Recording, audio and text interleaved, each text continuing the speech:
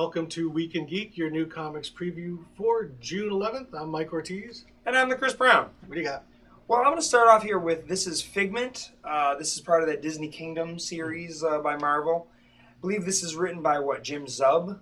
I think he's, what else has he done? I think he did Skull Kickers. Is that what he was doing? Yeah. Okay. I don't know, I liked the Kingdom of the Weird that they did. This was, I think, tied into some old Disney ride or some thing that they had or other. I don't know, but I liked what they did before. I kind of like what they're trying to build over here with comics and some of their other bizarre, theme park related characters. I think it's kind of a neat idea. Very cool. So I'm going to start off and give that one a whirl. Next up, I've got Deadly Hands of Kung Fu. This is issue number 2. I kind of liked the first issue. I thought it was kind of fun. I like Shang-Chi in general. The artwork is all right. It's okay. Like the first issue was... The story, basically, by the time it got to the end, it was like, all right, it's cool, Shang-Chi doing cool stuff, but he's not just Kane from Kung Fu walking the land the way he was before trying to beat his dad. So now they've got, other things they got to do with him. I don't remember what the backstory was or who he was fighting, but it's Shang-Chi. I did read it. I am caught up. I just don't remember what happened exactly. Seems like it was so long ago. Next, I've got All New Invaders. This is number 6. We just finished up the first 5-issue story arc with the God's Whisper. The Kree had gotten this device that could make the gods kind of respond to them, and so they were fighting the main character from the Eternals. And looks like the original, Vision is up to some weird things, and you got the Human Torch, Jim, whatever his name was. He looks like he's going to be kind of the backbone of the book for the most part. Captain America had a little talk with him and like, well, you're going to step up. You're going to have to be a member of S.H.I.E.L.D. Yeah, it looks like he's wearing a variant on the Captain America Super Soldier Agent of S.H.I.E.L.D. costume. Yeah, but he's got the shield on his shoulder. and so he's a S.H.I.E.L.D. agent now. They said, they'll always be using, Namor, so Namor will pop in and out. Next up, this is The United States of Murder, Inc. This was a book that's being done by Bendis and Oeming. Mm-hmm. I liked this book. I thought the first issue was kind of cool. It was kind of a gritty crime story. I'm trying to remember exactly what happened. I remember by the end of it, I wanted more. I don't remember what the story was. I kind of like when Bendis and Oeming team up. Bendis does crime pretty well. Very, very much so. So, Oeming stuff looks great. I dropped off of Powers. That started going in different directions. It took so long to come out, I kind of fell off. So whenever they got something new going on, I always want to give them a go. Next up, we've got Armor Hunters number 1. This is by Valiant Comics. Chromium cover? This is a chromium cover. They've got a regular cover. They got a couple standard covers and whatever else. But this is the beginning of that story that's going to tie in with Exo Manowar. They've got the spider aliens are essentially trying to get their suit back. I think there were maybe other suits and other things going on. And so this is, Armor Hunters is going to be tying through all of their books, but this is going to be the main title here. So a bunch of different covers. They got a chromium cover on there, kind of sweet. Of course, you pay a little more for the chromium, but it's like 1994 all over again. Next, I got Archer and Armstrong. This is a cover that looks very similar to a Jimi Hendrix album. Was it Are You Experienced? Is that what it is? This is, Archer and Armstrong on some adventures. I have not read the first part of American Wasteland, so I don't remember where the story was going. But we've had some pretty cool adventures here. They got through their main story, then they were in sort of the Lost Land, and I just kind of like the humor and the fun of Archer and Armstrong. It's always been kind of a fun book and a cool book. It's not always tying into everything else that they're doing, just does some cool stuff. So yeah, I like that book. Still going along strong with that one. Then I've got some Image titles here. I've got this is Red City. This is issue number 1.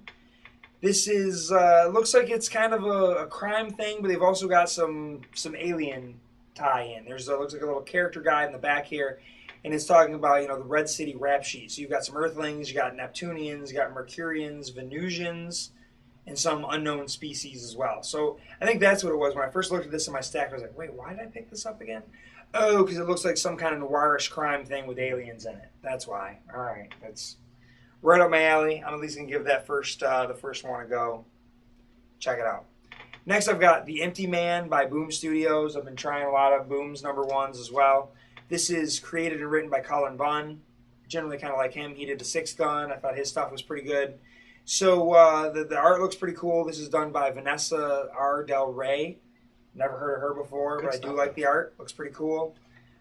Boom's been doing some neat things. They've been adding a lot of titles, doing I don't know if this is an ongoing or a mini-series. Seems like they've been doing a lot of mini-series and attracting some interesting talent. Mm-hmm. So I like what they're doing, and I'm willing to give them a shot. Cool.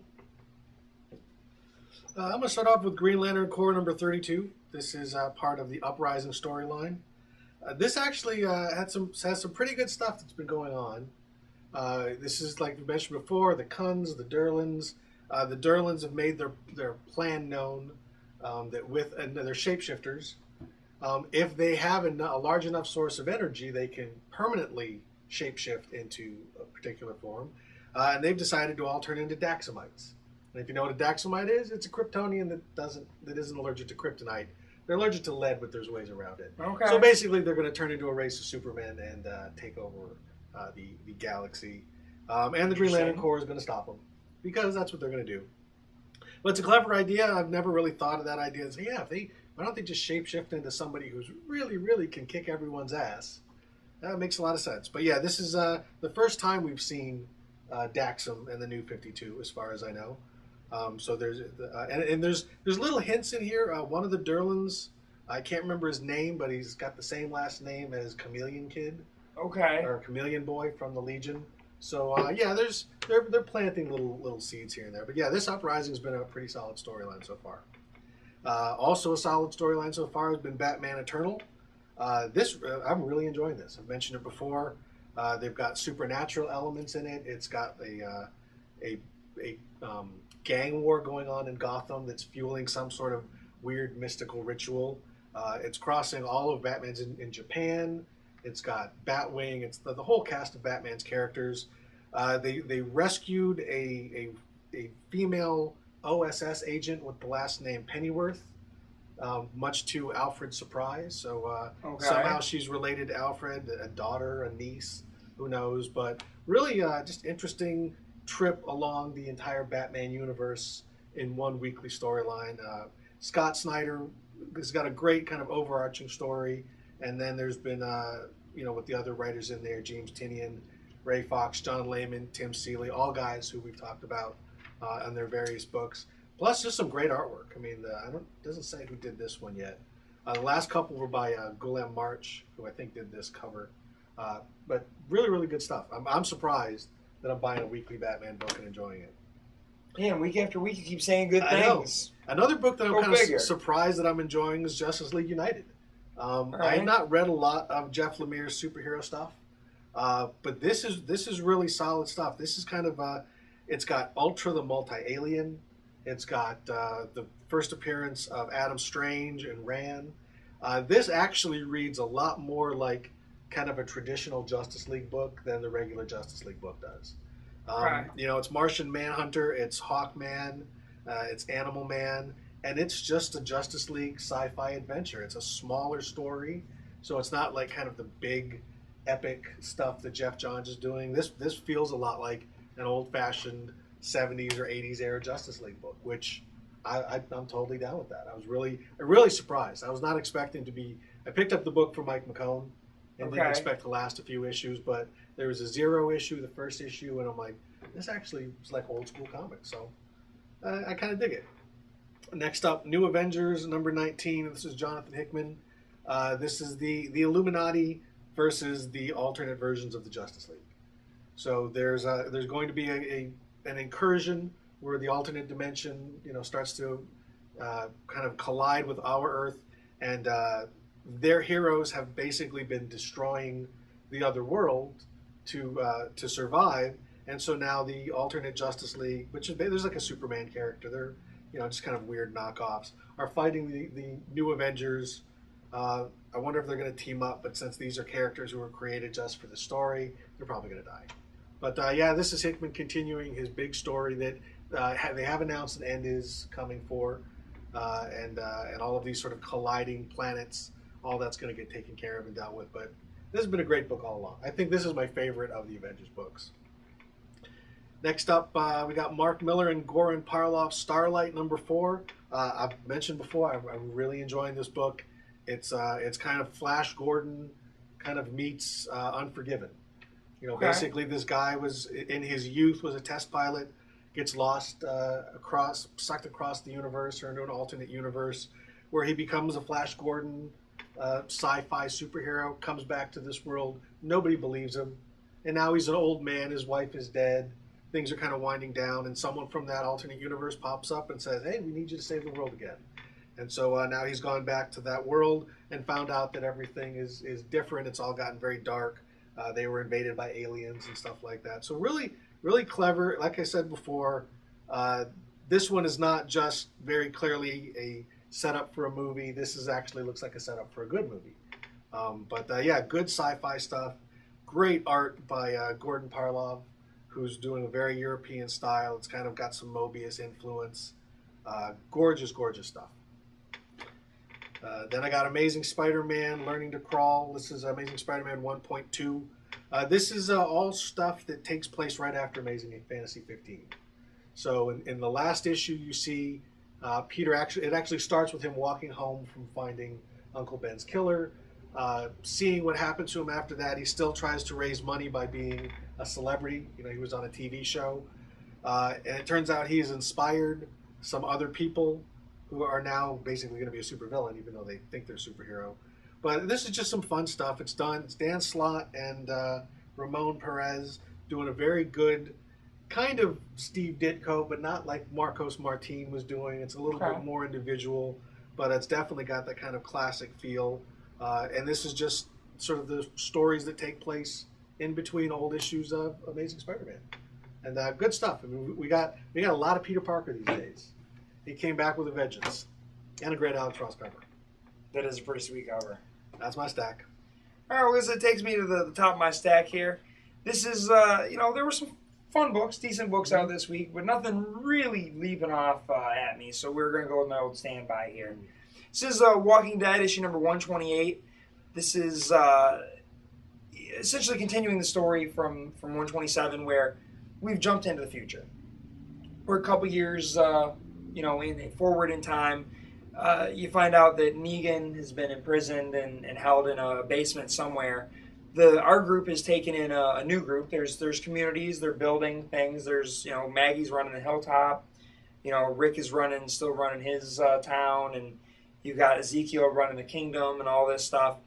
And they're trading with each other. They got barter. They're starting to build industry and things, and they've brought in this new group. And all right, this you're going to have some antagonism somewhere. And this new group doesn't trust us. Now they're on the other end, like, this just doesn't seem, something's up. So it's kind of interesting to see where they're going to take this story and how they're going to do it, because now our group is on the other end, where they're things are just seem a little too smooth. Community's great. How have they been surviving so long while these people were out on their own for 7 months? Interesting. So kind of cool. Cool. My top pick is one that actually surprises me a little bit again, because 24 hours ago, I wasn't even sure if I was going to buy this book today, and that was my top pick, because yesterday I read the previous 2 issues to catch up. And this is Real Heroes by Brian Hitch from Image Comics. I picked up the first 2 issues based entirely on the fact that I like Brian Hitch's artwork a lot, and he's doing some really great, his classic widescreen, very hyper-realistic stuff, but I had no idea what this book was about. And then yesterday I was like, all right, I'm going to read this, but Brian Hitch, first thing he's ever written, probably not going to be that good. Right. I don't know, yet another superhero, kind of angsty superhero book, but that's not what this is.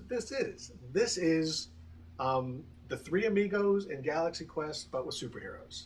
So there are these guys, there's a movie franchise called The Olympians. It's basically a combination of the Justice League and the Avengers. So there's an Iron Man knockoff, a Captain America knockoff, but then there's also a Flash knockoff and a Superman knockoff. All of the big comic book heroes in one team, and it's a huge, colossal movie franchise. And the actors are all like egotistical and self-absorbed, and there's one guy that's got substance abuse problems and all the basic stuff. And then somebody shows up, and it turns out that all of these heroes that were in a comic book existed in an alternate dimension where they've all been killed. So this guy brings these actors into the alternate dimension to pose as the heroes to try and inspire people and whatnot, even though they're actors and they have no powers whatsoever. All right. And then it doesn't really work, and the issue ends with somebody knocking all of these normal human beings out a window, but none of them can fly. So I just thought this was a really clever idea. I love Three Amigos. I love Galaxy Quest, and now they applied it to superheroes. So basically, imagine if Chris Evans and Robert Downey Jr. and Mark Ruffalo and Scarlett Johansson all got sucked into a Marvel universe where all the heroes were already destroyed, and they're going to have to somehow save the day. Really clever idea. I'm surprised no one has done this before. Yeah, that is neat. It reads like a Mark Miller book, so Brian Hitch has clearly learned from all the stuff he did on the Ultimates. Okay. But just based on, that's a clever idea, and I want to know how all these people are not going to immediately die. Right. So I'm in for issue 3. It's my top pick. Oh, right on. Now I'm curious. I might have to go back and read that. That sounds fun. I love Three Amigos. Oh, yeah. Well, this is those, but not funny, because obviously a lot of people are going to die. Yeah, well, it could still be funny. But there's a little bit of funny. People die in Indiana Jones. Yeah. Oftentimes it's funny when they do. Well, the main villain actually looks exactly like Peter Dinklage. Does he? Yeah, with giant brain prosthetics. Sweet. Yeah. Kind of fun. Well, maybe they're probably working on their movie pitch. And they know who they want. Exactly. There's always one character in a Mark Miller book who looks exactly like the actor they want to play him in the movie. Yeah. Well, I guess that is your Week in Geek.